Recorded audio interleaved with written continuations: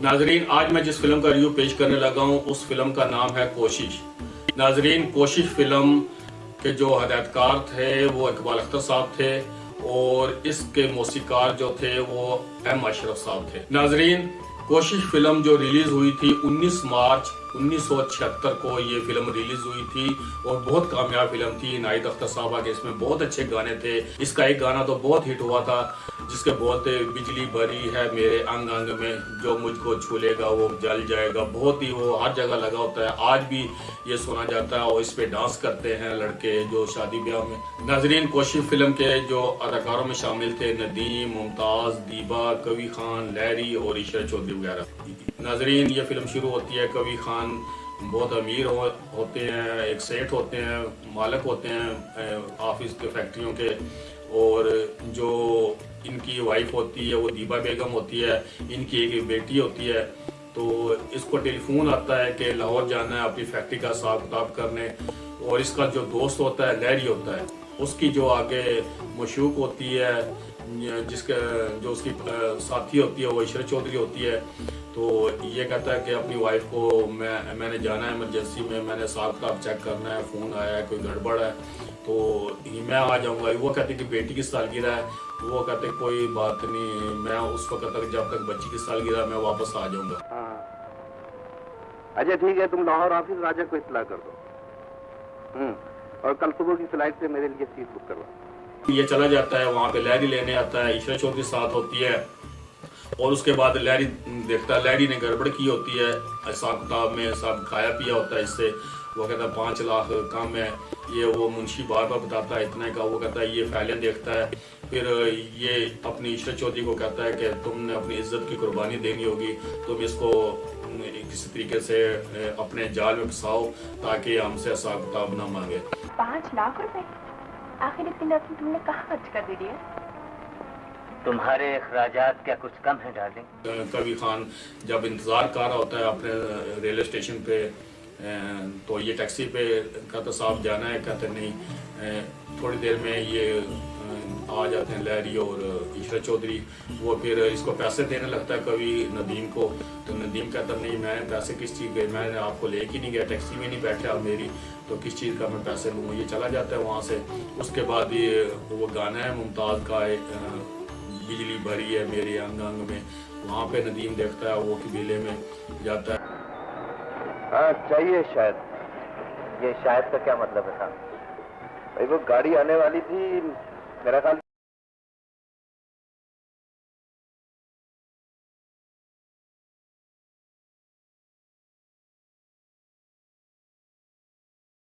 कवि जो होता है वो उसके जाल में फंस जाता है, वो उनकी दावत करती है। वो पीछे जो दीबा बेगम होती है इंतज़ार करती रहती है कि मेरा खावंद नहीं आया। वहाँ पर ईशा चौधरी इनको क्लब में ले जाती है, वहाँ पे शराब पिलाती है। Come on please. मैं कभी अब आपके लिए एक्स्ट्रा मंगाया जाएगा क्या? लीजिए कीजिए, कम ऑन। वहाँ पर एक गाना भी है नाहिद अख्तर साहब का, जो ईशा चौधरी ने बड़ा अच्छा फिल्म बंद करवाया, नए अरमान जगाने की पड़ी है तुम इस वक्त जाने की पड़ी है। बहुत अच्छा गाना था ये भी। और जो दीबा बेगम जो कवि की वाइफ है, उसका सीन भी दिखाते हैं कि वो इंतजार कर रही होते अपने खावन का। नए अरमान जगाने की घड़ी है, तुम्हें किस वक्त जाने की पड़ी है। उसके बाद वो उसको कमरे में ले जाती है, वो झूठ मूठ कहती है, वो नशे में होता है, वो कहती है कि तुमने मेरी इज्जत कर लूट ली है। ये वो कवि खान को फंसा लेते हैं। कवि खान फिर उसके मोहब्बत के जाल में फंस के रह जाता है, वो वापस भी नहीं जाता अपने वाइफ के पास। सब कुछ कैसे हो गया है, कैसे आया? आप क्या जिससे मत होश थे कि आपको अपना होश भी न था। और जो नदीम साहब होते हैं वो टैक्सी ड्राइवर होते हैं और ये टैक्सी चलाते हैं। मुमताज़ ने जो खाना बदोश होते हैं वो उस लड़की उनका किरदार अदा किया था, और इसके वालिद का किरदार इब्राहिम नफीस ने अदा किया था, जो कबीले का उस खाना बदोशों का जो सरदार होता है वो इब्राहिम नफीस होता है। और मुमताज़ चोरियाँ करती है, ये जेब कुतरी होती है, कभी ठगती है, कभी नदीम को भी ले जाती है ये एक बार गली में सुनसान कहता जो कुछ है निकाल दो, मैं वरना शोर मचा दूंगी मेरी, तुमने इज्जत पे हाथ डाला। नदीम तो उसको ठीक ठाक सुनाता है और कहता है मचा शोर तू। वाह, अच्छी जबरदस्ती है। ऐसे नहीं मानेगी, ले चलूं थाने सीधे? थाने? हाँ थाने चल। अच्छा मैं भी। फिर एक बार मुमताज इसके घर चली जाती है, कभी खान सो रहा होता है और इशरत चौधरी के साथ, और वहाँ पे पर्स पड़ा होता है, ये पर्स उड़ा के ले जाती है। तो शोर पड़ जाता है, नदीम भी उठ जाता है और ये मुमताज़ को पकड़ लेता है। मुमताज़ के घर में आती है तो ये उसको पकड़ता है, देखता है बटवा, उसमें वो कभी खान की तस्वीर देखता है, वो बचपन की तस्वीर होती है, नदीम की भी उसमें तस्वीर होती है, क्योंकि नदीम का जो बड़ा भाई होता है ये कवि।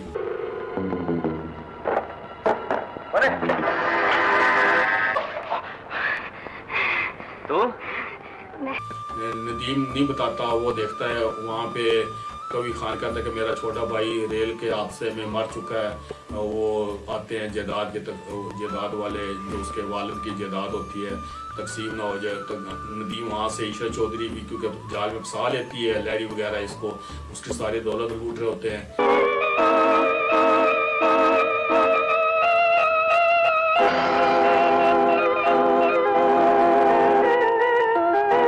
दरअसल वकील साहब, मेरा छोटा भाई आज से 20 साल पहले एक ट्रेन के हादसे में इंतकाल कर गया। मुमताज भी ठीक हो जाती है, इसके साथ लव करती है नदीम के साथ, नदीम भी मुमताज साहबा के साथ लव करते हैं, बड़े अच्छे गाने हैं। उसके बाद भी मुझे पता चलता है ये चोरी और 420 का धंधा करने का नतीजा क्या होता है। उस दिन पुलिस से गिरफ्तार होते होते बच गई और आज इन गुंडों के हाथों में फंस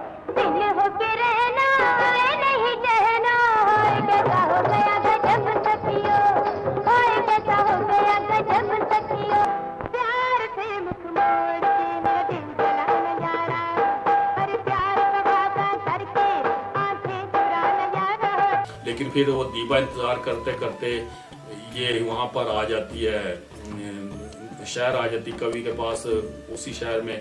वहाँ पे इसको अगवा करने की कोशिश करते हैं। वो होता है नराला होता है, वो टैक्सी ड्राइवर होता है, वो इसको बचाता है दीबा बेगम को। वो भी नदीम को बताता है एक लड़की को मैंने बचाया।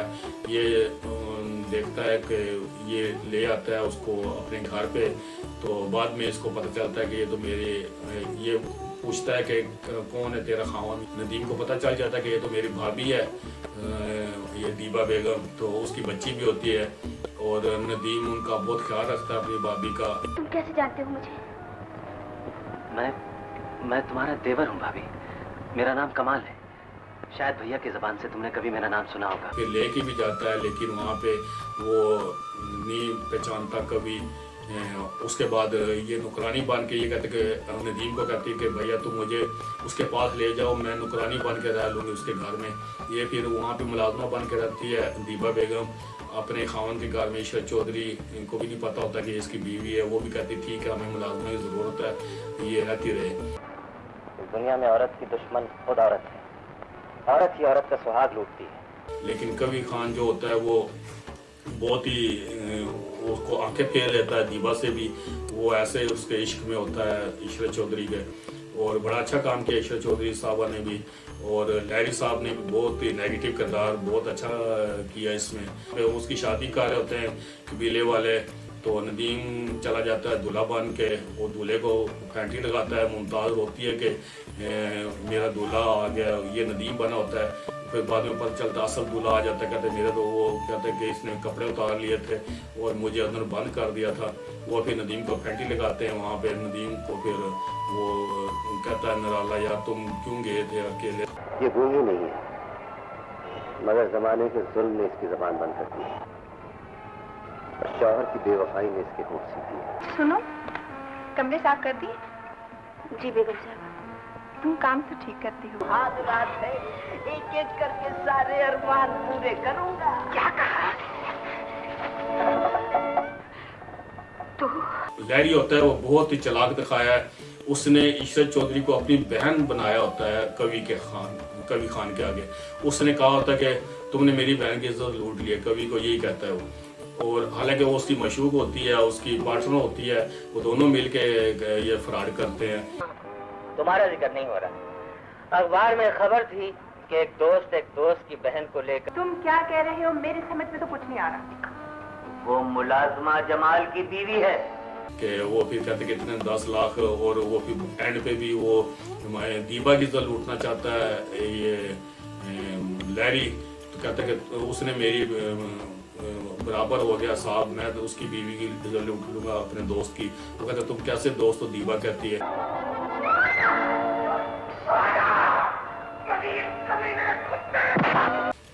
ठीक हो जाता है कभी भी।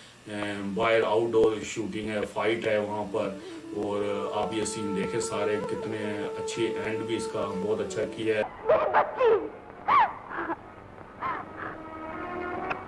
अमर, मेरा भाई।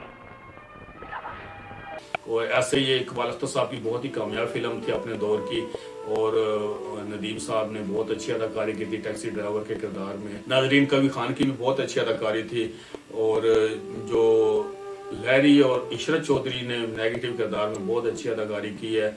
और इस तरह ये फिल्म इख्तिताम को पहुंचती है, एंड पे वो मान लेता है कबीर खान, इससे माफ़ी मांगता है दीबा से। वो तो बेवफा होती है, वो तो सारी दौलत इससे लूट के भागना चाहती है।